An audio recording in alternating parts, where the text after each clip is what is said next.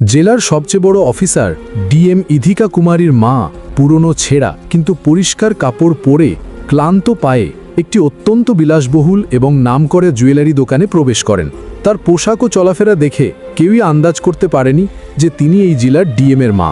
তার মুখে ছিল নিষ্পাপ ভাব, কিন্তু চোখে স্পষ্ট ফুটে উঠছিল বছরের পর বছর তপস্যা ও সংগ্রামের ছাপ। দোকানে উপস্থিত সকল গ্রাহক, কর্মী এবং ম্যানেজারের দৃষ্টি একযোগে সেই বৃদ্ধার দিকে স্থির হয়ে যায়। সবাই তার দিকে তাকিয়ে থাকতে থাকে, যেন কোনো অচেনা জগতের প্রাণী এসে পড়েছে। কেউ কেউ নিজেদের মধ্যে ফিসফিস করতে শুরু করে, মনে হচ্ছে কোনো ভিখারি ভিতরে ঢুকে পড়েছে, জানি না কে তাকে ভিতরে ঢুকতে দিয়েছে।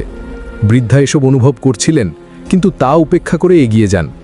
অনেক সাহস সঞ্চয় করে তিনি ধীরে ধীরে কাউন্টারের কাছে পৌঁছান এবং অত্যন্ত নম্রভাবে একজন সেলসম্যানকে বলেন, বাবা, আমাকে একটা ভালো এবং দামি ডায়মন্ডের নেকলেস দেখাও, এমন কিছু যা খুব বিশেষ হয়। সেলসম্যান তার কথা শুনে হেসে ফেলে, তারপর রেগে গিয়ে বলে, এই বুড়ি, তোকে কি ভিতরে ঢুকতে দিল? এটা ভিক্ষা করা জায়গা নয়, বেরিয়ে যায় এখান থেকে, নয়তো সিকিউরিটি ডেকে ধাক্কা মেরে বের করে দেব। বৃদ্ধা মা চুপচাপ শুনতে থাকেন, তারপর ধীরে বলেন, বাবা, আমি কোনো ভিখারি নই, আমি এখানে গহনা কিনতে এসেছি।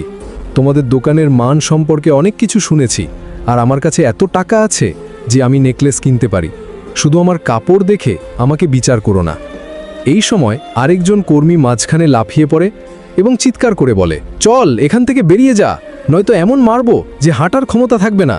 সবার মাথা খারাপ করে দিয়েছিস, ভাগ এখান থেকে, নয়তো জুতা দিয়ে পেটাবো।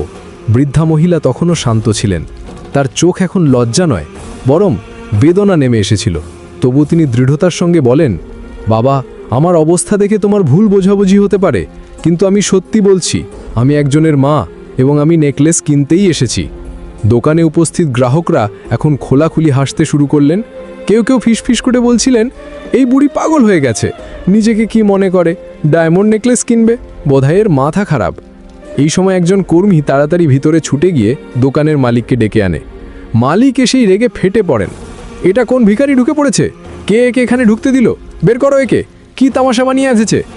বৃদ্ধা মা মালিকের সামনে হাত জোড় করে বলেন, সাহেব, আমি কোনো তামাশা করছি না, আমি সত্যি গহনা কিনতে এসেছি। আমার একটা ডায়মন্ড নেকলেস চাই এবং আমার কাছে পুরো টাকা আছে। আমি যদি গরিব হতাম তাহলে এই দোকানে আসার সাহসই করতাম না। মালিক এবার ধৈর্য হারিয়ে ফেলেন। ও বুড়ি, বাজে কথা বন্ধ কর, আমাদের কাছে ফালতু কথার জন্য সময় নেই, এখান থেকে বেরিয়ে যা, নয়তো নিজের থাপ্পড় মেরে বাইরে ফেলে দেব। এই বলে তিনি সত্যি বৃদ্ধা মহিলার গালে একটি জোরালো থাপ্পড় মারেন। আশেপাশে দাঁড়িয়ে থাকা লোকজন স্তব্ধ হয়ে যায়, আর তখনই দুজন সিকিউরিটি গার্ড এসে তাকে নির্মমভাবে টেনে দোকান থেকে বের করে দেয়। দোকানেই লজ্জা